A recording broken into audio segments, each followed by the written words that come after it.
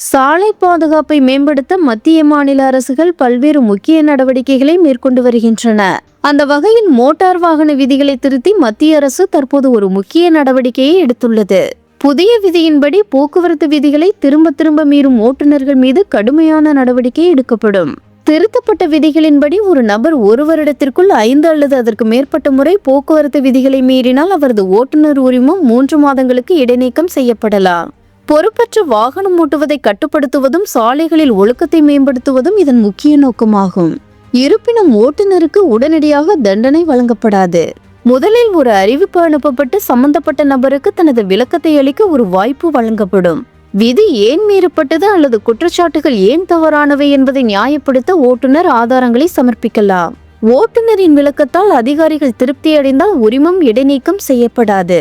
ஆனால் பதில் திருப்தியற்றதாக கருதப்பட்டால் அந்த ஓட்டுநர் 3 மாதங்களுக்கு வாகனம் ஓட்ட தடை செய்யப்படலாம். இந்த விதியின் மற்றொரு முக்கிய அம்சம் என்னவென்றால் கடந்த 1 வருடத்திற்குள் செய்யப்பட்ட மீறல்கள் மட்டுமே கணக்கில் எடுத்துக்கொள்ளப்படும். பழைய வழக்குகள் இந்த கணக்கில் சேர்க்கப்படாது. இந்த புதிய விதி ஜனவரி 1 முதல் நடைமுறைக்கு வந்துள்ளது. இந்த நடவடிக்கை தொடர் குற்றவாளிகளிடையே ஒரு தடுப்புணர்வை ஏற்படுத்துவதையும் சாலை விபத்துகளை குறைப்பதையும் நோக்கமாக கொண்டுள்ளது என்று அரசாங்கம் தெரிவித்துள்ளது.